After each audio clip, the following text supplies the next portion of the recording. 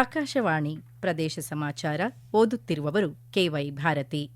ಮುಖ್ಯಾಂಶಗಳು: ರಾಜ್ಯದಲ್ಲಿ ಅನಲಾಗ್ ಪನ್ನೀರ್ ಮಾರಾಟ ಬಳಕೆ ನಿಷೇಧ, ಆಹಾರ ಸುರಕ್ಷತಾ ಇಲಾಖೆ ಆದೇಶ. ರಾಜ್ಯದ ಕಾರಾಗೃಹಗಳಲ್ಲಿ ಕೃತಕ ಬುದ್ದಿಮತ್ತೆ ಆಧಾರಿತ ಕ್ಯಾಮೆರಾ ಹಾಗೂ ತಂತ್ರಜ್ಞಾನ ಅಳವಡಿಕೆಗೆ ಗೃಹ ಸಚಿವ ಪ್ರಿಯಾಂಕ್ ಖರ್ಗೆ ನಿರ್ಧಾರ. ಆಹಾರ ಸುರಕ್ಷತೆ ಪರಿಶೀಲನೆಗೆ ವಾಚ್ ಟೀಮ್, ಆರೋಗ್ಯ ಸಚಿವ ಯುಟಿ ಖಾದರ್ ಸ್ಪಷ್ಟನೆ. ಗ್ರಾಮೀಣ ಪ್ರದೇಶದಲ್ಲಿ ಪರಿಸರ ಸ್ನೇಹಿ ಗಣಪತಿ ಮೂರ್ತಿಗಳನ್ನೇ ಪ್ರತಿಷ್ಠಾಪಿಸುವಂತೆ ಸಚಿವ ಈಶ್ವರ್ ಬಿ ಖಂಡ್ರೆ ಮನವಿ. ನೈಋತ್ಯ ರೈಲ್ವೆಗೆ ಮಂಗಳೂರು ರೈಲ್ವೆ ಪ್ರದೇಶ ಸೇರ್ಪಡೆ ಮಾಡಿ ರೈಲ್ವೆ ಮಂಡಳಿಯಿಂದ ಆದೇಶ. ರಾಜ್ಯಾದ್ಯಂತ ಸಾರ್ವಜನಿಕರ ಆರೋಗ್ಯ ರಕ್ಷಣೆ ಹಿನ್ನೆಲೆಯಲ್ಲಿ ಕೃತಕ ಅನಲಾಗ್ ಪನ್ನೀರ್ ಬಳಕೆಯನ್ನು 1 ವರ್ಷದ ಅವಧಿಗೆ ನಿಷೇಧ ಹೊರಡಿಸಿ ಆಹಾರ ಸುರಕ್ಷತಾ ಇಲಾಖೆ ಆದೇಶ ನೀಡಿದೆ. ಹಾಲಿನ ಕೊಬ್ಬಿನ ಬದಲಿಗೆ ಸಸ್ಯಜನ್ಯ ಎಣ್ಣೆ, ಸಸ್ಯಜನ್ಯ ಕೊಬ್ಬು ಅಥವಾ ಇತರ ಅಂಶಗಳನ್ನು ಬಳಸಿ ತಯಾರಿಸಿದ ಉತ್ಪನ್ನಗಳನ್ನು ಪನ್ನೀರ್ ಎಂದು ಲೇಬಲ್ ಮಾಡಿ ಮಾರಾಟ ಮಾಡುವಂತಿಲ್ಲ ಎಂದು ಆರೋಗ್ಯ ಇಲಾಖೆ ತಿಳಿಸಿದೆ. ಹೋಟೆಲ್, ರೆಸ್ಟೋರೆಂಟ್ಗಳು ಕೃತಕ ಪನ್ನೀರನ್ನು ಆಹಾರ ಉತ್ಪನ್ನ ತಯಾರಿಕೆಯಲ್ಲಿ ಬಳಸುವುದು, ಸಂಗ್ರಹಿಸುವುದು, ಪೂರೈಸುವುದು ಹಾಗೂ ಮಾರಾಟ ಮಾಡುವಂತಿಲ್ಲ ಎಂದು ಇಲಾಖೆ ಸ್ಪಷ್ಟಪಡಿಸಿದೆ. ಕಾರಾಗೃಹ ಇಲಾಖೆಯ ಆಧುನೀಕರಣ ಹಾಗೂ ಬಲವರ್ಧನೆ ಉದ್ದೇಶದಿಂದ ಜೈಲುಗಳಲ್ಲಿ ಕೃತಕ ಬುದ್ದಿಮತ್ತೆ ಆಧಾರಿತ ಕ್ಯಾಮೆರಾಗಳು ಸೇರಿದಂತೆ ಅತ್ಯಾಧುನಿಕ ತಾಂತ್ರಿಕ ಉಪಕರಣಗಳ ಖರೀದಿಗೆ 20 ಕೋಟಿ ರೂಪಾಯಿ ಮೀಸಲಿಡಲಾಗಿದೆ ಎಂದು ಗೃಹ ಸಚಿವ ಪ್ರಿಯಾಂಕ್ ಖರ್ಗೆ ತಿಳಿಸಿದ್ದಾರೆ. ಬೆಂಗಳೂರಿನಲ್ಲಿಂದು ಸುದ್ದಿಗಾರರೊಂದಿಗೆ ಮಾತನಾಡಿದ ಅವರು, ಪ್ರತಿಯೊಂದು ಪೊಲೀಸ್ ಠಾಣೆಯಲ್ಲೂ ಸಿಸಿಟಿವಿ ಇರಬೇಕು ಎಂದು ನ್ಯಾಯಾಲಯ ಈಗಾಗಲೇ ನಿರ್ದೇಶನ ನೀಡಿದೆ. ಮುಂದಿನ ದಿನಗಳಲ್ಲಿ ಪ್ರತಿಯೊಂದು ಠಾಣೆಯಲ್ಲೂ ಸಿಸಿಟಿವಿ 24 ಗಂಟೆ ಕಾರ್ಯನಿರ್ವಹಿಸುವಂತೆ ಕ್ರಮ ವಹಿಸಲಾಗುವುದು ಎಂದು ತಿಳಿಸಿದ್ದಾರೆ. ಕೆಪಿಎಸ್ಸಿ ಅಧ್ಯಕ್ಷ ಶಿವಶಂಕರಪ್ಪ ಸಾಹುಕಾರ್ ವಜಾ ಕುರಿತಂತೆ ಸಂಪುಟದಲ್ಲಿ ತೀರ್ಮಾನ ತೆಗೆದುಕೊಳ್ಳಲಾಗಿದೆ ಎಂದು ಹೇಳಿದರು. ಸಚಿವ ನಾಗೇಂದ್ರ ಪ್ರಾಸಿಕ್ಯೂಷನ್ಗೆ ಸಿಬಿಐ ಅನುಮತಿ ಕೇಳಿರುವ ಕುರಿತು ಪ್ರತಿಕ್ರಿಯಿಸಿದ ಅವರು, ಈವರೆಗೆ ಕೇಂದ್ರದಿಂದ ಯಾವುದೇ ಅನುಮತಿ ಕೋರಿಕೆ ಬಂದಿಲ್ಲ, ರಾಜ್ಯಪಾಲರಿಗೆ ಸಿಬಿಐ ಪತ್ರ ನೀಡಿರುವ ವಿಚಾರ ತಿಳಿದಿಲ್ಲ ಎಂದು ಸ್ಪಷ್ಟಪಡಿಸಿದರು. ರಾಜ್ಯದಲ್ಲಿ ಆಹಾರ ಸುರಕ್ಷತೆ ಹಾಗೂ ನಕಲಿ ಔಷಧಗಳ ವಿರುದ್ಧ ನಿಗಾ ವ್ಯವಸ್ಥೆಯನ್ನು ಮತ್ತಷ್ಟು ಬಲಪಡಿಸಲು ಪ್ರತಿ ಜಿಲ್ಲೆ ಮತ್ತು ತಾಲೂಕು ಮಟ್ಟದಲ್ಲಿ ವಾಚ್ ಟೀಮ್ ರಚಿಸಲು ಚಿಂತನೆ ನಡೆಸಲಾಗಿದೆ ಎಂದು ಆರೋಗ್ಯ ಮತ್ತು ಕುಟುಂಬ ಕಲ್ಯಾಣ ಸಚಿವ ಯುಟಿ ಖಾದರ್ ತಿಳಿಸಿದ್ದಾರೆ. ಮಂಗಳೂರಿನಲ್ಲಿಂದು ಸುದ್ದಿಗಾರರೊಂದಿಗೆ ಮಾತನಾಡಿದ ಅವರು, ಅಸುರಕ್ಷಿತ ಆಹಾರ ಹಾಗೂ ನಕಲಿ ಔಷಧಗಳ ಕುರಿತು ಸಾರ್ವಜನಿಕರು ಸುಲಭವಾಗಿ ದೂರು ಸಲ್ಲಿಸಲು ಕ್ಯೂಆರ್ ಕೋಡ್ ವ್ಯವಸ್ಥೆ ಜಾರಿಗೊಳಿಸಲಾಗಿದೆ. ಪ್ರತಿ ಹೋಟೆಲ್ ಮತ್ತು ಔಷಧ ಮಳಿಗೆಗಳ ಮುಂಭಾಗದಲ್ಲಿ ಕ್ಯೂಆರ್ ಕೋಡ್ ಅಳವಡಿಸಲು ಸೂಚಿಸಲಾಗುವುದು ಎಂದು ತಿಳಿಸಿದ್ದಾರೆ. ಕ್ಯೂಆರ್ ಕೋಡ್ ವ್ಯವಸ್ಥೆ ಆರಂಭಿಸಿದ ಕೇವಲ 2 ದಿನದಲ್ಲಿ 400ಕ್ಕೂ ಅಧಿಕ ದೂರುಗಳು ಬಂದಿವೆ. ದೂರುಗಳು ಬಂದ ಸ್ಥಳಗಳಿಗೆ ಆಹಾರ ಸುರಕ್ಷತಾ ಅಧಿಕಾರಿಗಳು ಭೇಟಿ ನೀಡಿ ಪರಿಶೀಲನೆ ನಡೆಸುತ್ತಿದ್ದಾರೆ ಎಂದು ಸಚಿವರು ಮಾಹಿತಿ ನೀಡಿದ್ದಾರೆ. ಪ್ರಸ್ತುತ ಇರುವ ಅಧಿಕಾರಿಗಳೇ ತಮ್ಮ ವ್ಯಾಪ್ತಿಯಲ್ಲಿ ಆಹಾರ ಸುರಕ್ಷತೆ ಪರಿಶೀಲನೆ ನಡೆಸುತ್ತಿದ್ದಾರೆ ಎಂದು ಅವರು ಹೇಳಿದ್ದಾರೆ.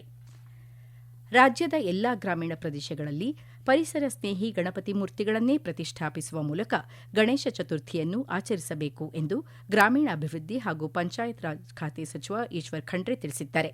ಚಿಂತಾಮಣಿಯಲ್ಲಿ ಸುದ್ದಿಗಾರರೊಂದಿಗೆ ಮಾತನಾಡಿದ ಅವರು, ಉತ್ತರ ಕನ್ನಡ, ದಕ್ಷಿಣ ಕನ್ನಡ, ಉಡುಪಿ ಸೇರಿದಂತೆ ಕರಾವಳಿ ಭಾಗದ ಜಿಲ್ಲೆಗಳಲ್ಲಿ 90% 95% ಪರಿಸರ ಸ್ನೇಹಿ ಗಣೇಶ ಮೂರ್ತಿಗಳನ್ನೇ ಪ್ರತಿಷ್ಠಾಪಿಸಿ ಪೂಜಿಸಿ ಪರಿಸರ ಸ್ನೇಹಿ ಗಣೇಶೋತ್ಸವವನ್ನು ಅರ್ಥಪೂರ್ಣವಾಗಿ ಆಚರಿಸಲಾಗುತ್ತಿದೆ.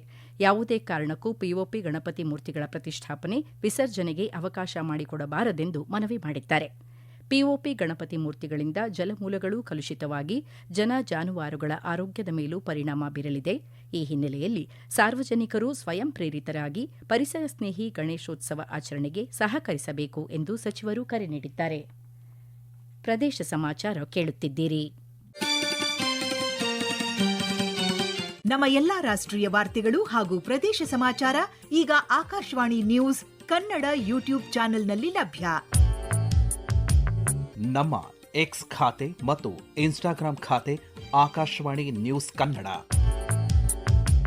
ಹೆಚ್ಚಿನ ಮಾಹಿತಿಗಾಗಿ ನಮ್ಮ ಫೇಸ್ಬುಕ್ ಖಾತೆ AIR ಕನ್ನಡ ನ್ಯೂಸ್ ಅನುಸರಿಸಿ. ಮಾಹಿತಿಯ ಹೂರಣ ವಾರದ ಕಾರ್ಯಕ್ರಮ ಪ್ರಚಲಿತ ವಿದ್ಯಮಾನ ಪ್ರತಿ ಬುಧವಾರ 9:15ಕ್ಕೆ. ದಶಕಗಳ ಬೇಡಿಕೆಯಂತೆ ಮಂಗಳೂರು ಸೇರಿದಂತೆ ಉಲ್ಲಾಳದವರೆಗಿನ ರೈಲ್ವೆ ವ್ಯಾಪ್ತಿಯನ್ನು ದಕ್ಷಿಣ ರೈಲ್ವೆಯ ಪಾಲಕ್ಕಾಡ್ ವಿಭಾಗದಿಂದ ನೈಋತ್ಯ ರೈಲ್ವೆಯ ಮೈಸೂರು ವಿಭಾಗಕ್ಕೆ ವರ್ಗಾಯಿಸಿ ರೈಲ್ವೆ ಮಂಡಳಿ ಅಧಿಕೃತ ಆದೇಶ ಹೊರಡಿಸಿದೆ. 3 ವಲಯಗಳಲ್ಲಿ ಹಂಚಿಹೋಗಿದ್ದ ಮಂಗಳೂರು ರೈಲ್ವೆ ಪ್ರದೇಶ ಇನ್ನು ಮುಂದೆ ನೈಋತ್ಯ ರೈಲ್ವೆಯ ಭಾಗವಾಗಲಿದೆ. ರಾಜ್ಯದ ಆರ್ಥಿಕ ಅಭಿವೃದ್ಧಿಯ ಅವಿಭಾಜ್ಯ ಅಂಗವಾಗಿರುವ ಮಂಗಳೂರು ರೈಲ್ವೆ ಪ್ರದೇಶಕ್ಕೆ ಈ ಮೂಲಕ ಮತ್ತಷ್ಟು ಹೆಚ್ಚಿನ ಶಕ್ತಿ ದೊರೆತಿದೆ. ಈ ಕುರಿತಂತೆ ಸಾಮಾಜಿಕ ಜಾಲತಾಣದಲ್ಲಿ ಪೋಸ್ಟ್ ಮಾಡಿರುವ ಕೇಂದ್ರ ರೈಲ್ವೆ ಖಾತೆ ಸಹಾಯಕ ಸಚಿವ ವಿ ಸೋಮಣ್ಣ, ಮಂಗಳೂರು ಭಾಗದ ಜನತೆಯ ಬಹುದಿನಗಳ ಬೇಡಿಕೆಯನ್ನು ಈಡೇರಿಸಿರುವ ಕೇಂದ್ರ ರೈಲ್ವೆ ಸಚಿವ ಅಶ್ವಿನಿ ವೈಷ್ಣವ್ ಅವರಿಗೆ ಧನ್ಯವಾದ ಸಲ್ಲಿಸಿದ್ದಾರೆ. ಇನ್ನು ಮುಂದೆ ಕರಾವಳಿ ಬೆಂಗಳೂರು ನಡುವೆ ಹೊಸ ರೈಲುಗಳ ಆರಂಭ, ವೇಳಾಪಟ್ಟಿ ಸುಧಾರಣೆ ಹಾಗೂ ಮಂಗಳೂರು ಸೆಂಟ್ರಲ್ ಮತ್ತು ಜಂಕ್ಷನ್ ನಿಲ್ದಾಣಗಳ ಅಭಿವೃದ್ಧಿಗೆ ವೇಗ ಸಿಗಲಿದೆ. ಉಪಮುಖ್ಯಮಂತ್ರಿ ಡಾ ಜಿ ಪರಮೇಶ್ವರ್ ಚಿಕ್ಕಬಳ್ಳಾಪುರ ಜಿಲ್ಲಾ ಪ್ರವಾಸ ಕೈಗೊಂಡಿದ್ದು, ಚಿಂತಾಮಣಿ ತಾಲೂಕು ಪಂಚಾಯಿತಿ ಭವನದಲ್ಲಿ ಅತ್ಯಾಧುನಿಕ ಹವಾನಿಯಂತ್ರಿತ 300 ಆಸನಗಳ ಸಾಮರ್ಥ್ಯ ಸೌಧ ಸಭಾಂಗಣ ಮತ್ತು 150 ಆಸನಗಳ ಸಭಾಭವನ ಹಾಗೂ ಆಜಾದ್ ಚೌಕ್ ಅಭಿವೃದ್ಧಿ ಕಾಮಗಾರಿಗೆ ಚಾಲನೆ ನೀಡಿದರು. ಈ ಸಂದರ್ಭದಲ್ಲಿ ಗ್ರಾಮೀಣ ಅಭಿವೃದ್ಧಿ ಮತ್ತು ಪಂಚಾಯತ್ ರಾಜ್ ಸಚಿವ ಈಶ್ವರ್ ಖಂಡ್ರೆ, ಚಿಂತಾಮಣಿ ಶಾಸಕ ಡಾ ಎಂಸಿ ಸುಧಾಕರ್, ವಿಧಾನ ಪರಿಷತ್ ಸದಸ್ಯ ಅನಿಲ್, ಜಿಲ್ಲಾಧಿಕಾರಿ ಪ್ರಭು, ಪೊಲೀಸ್ ವರಿಷ್ಠಾಧಿಕಾರಿ ಕುಶಾಲ್ ಚೌಕ್ಸೆ ಮೊದಲಾದವರು ಉಪಸ್ಥಿತರಿದ್ದರು. ಚಾಮರಾಜನಗರ ಜಿಲ್ಲೆ ಹನೂರಿನಲ್ಲಿ ನಡೆದ ಶೂಟೌಟ್ ಪ್ರಕರಣದ ಮ್ಯಾಜಿಸ್ಟ್ರೇಟ್ ತನಿಖೆ ಬಹುಪಾಲು ಅಂತ್ಯಗೊಂಡಿದ್ದು, ಸೋಮವಾರ ವರದಿ ಸಲ್ಲಿಸುವ ಸಾಧ್ಯತೆ ಇದೆ ಎಂದು ಶಾಸಕ ಎಂಆರ್ ಮಂಜುನಾಥ್ ತಿಳಿಸಿದ್ದಾರೆ. ಹನೂರು ತಾಲೂಕಿನ ಕಾಡಿನೊಳಗೆ ಹೆಚ್ಚು ಜನವಸತಿ ಗ್ರಾಮಗಳಿದ್ದು, ಈ ಬಗ್ಗೆ ಅರಣ್ಯ ಇಲಾಖೆ ನಿಯಮಗಳಲ್ಲಿ ಜನರ ಸಂಚಾರಕ್ಕೆ ಸಡಿಲಿಕೆ ಬೇಕೆಂದು ಸದನದಲ್ಲಿ ಪ್ರಸ್ತಾಪಿಸುವುದಾಗಿ ತಿಳಿಸಿದ್ದಾರೆ. ಶೂಟೌಟ್ ಬಳಿಕ ದುಷ್ಕರ್ಮಿಗಳು ತೋಮಿಯಾರ್ಪಾಳ್ಯ, ಕಾರಗ್ಯನಗುಡ್ಡ ಹಾಗೂ ಬೇಟೆಗಾರನಗುಡ್ಡ ಕಳ್ಳಬೇಟೆ ತಡೆ ಶಿಬಿರಗಳ ಸೋಲಾರ್ ತಂತಿ ಬೇಲಿ ಗೇಟ್ಗಳನ್ನು ಧ್ವಂಸ ಮಾಡಿದ್ದಾರೆ. ಇದು ಈ ಭಾಗದಲ್ಲಿ ಮಾನವ ಮತ್ತು ವನ್ಯಜೀವಿ ಸಂಘರ್ಷಕ್ಕೆ ಮತ್ತೆ ಎಡೆಮಾಡಿಕೊಟ್ಟಿದೆ. ಇಂದು ಅರಣ್ಯಾಧಿಕಾರಿಗಳು ಹಾಗೂ ಪೊಲೀಸರು ಧ್ವಂಸ ಮಾಡಿರುವ ಸ್ಥಳಕ್ಕೆ ಭೇಟಿ ನೀಡಿ ಪರಿಶೀಲನೆ ನಡೆಸಿದ್ದಾರೆ. ಕ್ಯಾನ್ಸರ್ ನಿಯಂತ್ರಣ ಮತ್ತು ಆರೈಕೆಯಲ್ಲಿ ಆರಂಭಿಕ ಹಂತದ ರೋಗ ನಿರ್ಣಯ ಹಾಗೂ ಸೂಕ್ತ ರೆಫರಲ್ ವ್ಯವಸ್ಥೆ ಅತ್ಯಂತ ಅಗತ್ಯವಾಗಿದೆ. ಈ ಹಿನ್ನೆಲೆಯಲ್ಲಿ ಏಮ್ಸ್ ಮಾದರಿಯ ಉನ್ನತ ಆರೋಗ್ಯ ಸಂಸ್ಥೆಗಳು ಟೆಲಿಮೆಡಿಸಿನ್ ಮತ್ತು ತಜ್ಞರ ಮಾರ್ಗದರ್ಶನದ ಮೂಲಕ ಪ್ರಾಥಮಿಕ ಹಾಗೂ ಜಿಲ್ಲಾ ಮಟ್ಟದ ಆಸ್ಪತ್ರೆಗಳಿಗೆ ನೆರವಾಗಬೇಕು ಎಂದು ದಾವಣಗೆರೆ ಸಂಸದೆ ಡಾ ಪ್ರಭಾ ಮಲ್ಲಿಕಾರ್ಜುನ್ ಒತ್ತಾಯಿಸಿದ್ದಾರೆ. ಆರೋಗ್ಯ ಮತ್ತು ಕುಟುಂಬ ಕಲ್ಯಾಣ ಇಲಾಖೆಗೆ ಸಂಬಂಧಿಸಿದ ಸಂಸದೀಯ ಸಮಿತಿಯ ಅಧ್ಯಯನ ಪ್ರವಾಸದ ಅಂಗವಾಗಿ ಹೈದರಾಬಾದ್ನಲ್ಲಿ ನಡೆದ ವಿವಿಧ ಉನ್ನತ ಮಟ್ಟದ ಸಭೆಗಳಲ್ಲಿ ಭಾಗವಹಿಸಿ ಮಾತನಾಡಿದ ಅವರು, ಕ್ಯಾನ್ಸರ್ ಪತ್ತೆಯಾದ ತಕ್ಷಣವೇ ರೋಗಿಯ ಸಂಪೂರ್ಣ ಚಿಕಿತ್ಸಾ ಪಯಣಕ್ಕೆ ಆದ್ಯತೆ ನೀಡಬೇಕಿದೆ.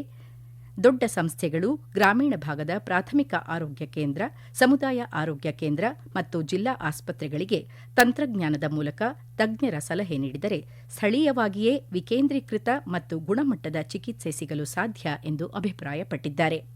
ಜಾಗತಿಕ ಆರೋಗ್ಯ ಸಂಶೋಧನೆಗಳು ಕೇವಲ ಒಪ್ಪಂದಗಳಾಗಿ ಉಳಿಯದೆ ಸಾಮಾನ್ಯ ರೋಗಿಗಳಿಗೆ ಕೈಗೆಟುಕುವ ತಂತ್ರಜ್ಞಾನಗಳಾಗಬೇಕು ಎಂದು ತಿಳಿಸಿದ್ದಾರೆ. ಉತ್ತರ ಕನ್ನಡ ಜಿಲ್ಲೆ ಹಳಿಯಾಳ ತಾಲೂಕಿನ ಕೇರವಾಡದಲ್ಲಿರುವ ಮಹರ್ಷಿ ವಾಲ್ಮೀಕಿ ಆದಿವಾಸಿ ಬುಡಕಟ್ಟು ವಸತಿ ಶಾಲೆಯ ಅಭಿವೃದ್ಧಿ ಹಾಗೂ ದುರಸ್ತಿ ಕಾಮಗಾರಿಗಳಿಗಾಗಿ ಕೇಂದ್ರ ಸರ್ಕಾರದ ಧರ್ತಿ ಆಭಾ ಜನಜಾತಿಯ ಗ್ರಾಮ ಉತ್ಕರ್ಷ ಅಭಿಯಾನ ಯೋಜನೆಯಡಿ 75 ಲಕ್ಷ ರೂಪಾಯಿ ಅನುದಾನ ಬಿಡುಗಡೆಯಾಗಿದೆ ಎಂದು ಸಂಸದ ವಿಶ್ವೇಶ್ವರ ಹೆಗಡೆ ಕಾಗೇರಿ ತಿಳಿಸಿದ್ದಾರೆ. ಕೇಂದ್ರ ಬುಡಕಟ್ಟು ವ್ಯವಹಾರಗಳ ಮಂತ್ರಾಲಯದಿಂದ ಬಿಡುಗಡೆಯಾಗಿರುವ ಈ ಅನುದಾನದ ಮೂಲಕ ಶಾಲೆಯ ತರಗತಿ ಕೊಠಡಿಗಳು, ಶೌಚಾಲಯಗಳು ಹಾಗೂ ಶಿಕ್ಷಕರು ಮತ್ತು ಸಿಬ್ಬಂದಿಯ ವಸತಿ ಗೃಹಗಳ ಬೃಹತ್ ದುರಸ್ತಿ ಕಾಮಗಾರಿಗಳನ್ನು ಕೈಗೊಳ್ಳಲಾಗುತ್ತದೆ ಎಂದು ಮಾಹಿತಿ ನೀಡಿದ್ದಾರೆ.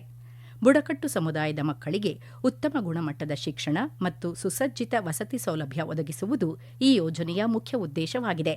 ಪರಿಶಿಷ್ಟ ವರ್ಗಗಳ ಕಲ್ಯಾಣ ಇಲಾಖೆ ಉಸ್ತುವಾರಿಯಲ್ಲಿ ಈ ಕಾಮಗಾರಿಯನ್ನು 4 ತಿಂಗಳೊಳಗೆ ಪಾರದರ್ಶಕತೆ ಮತ್ತು ಉನ್ನತ ಗುಣಮಟ್ಟದೊಂದಿಗೆ ಪೂರ್ಣಗೊಳಿಸಲು ಸಂಬಂಧಪಟ್ಟ ಅಧಿಕಾರಿಗಳು ಹಾಗೂ ನಿರ್ಮಾಣ ಏಜೆನ್ಸಿಗೆ ಸೂಚಿಸಲಾಗಿದೆ ಎಂದು ಸಂಸದರ ಕಾರ್ಯಾಲಯ ಪ್ರಕಟಣೆಯಲ್ಲಿ ತಿಳಿಸಿದೆ.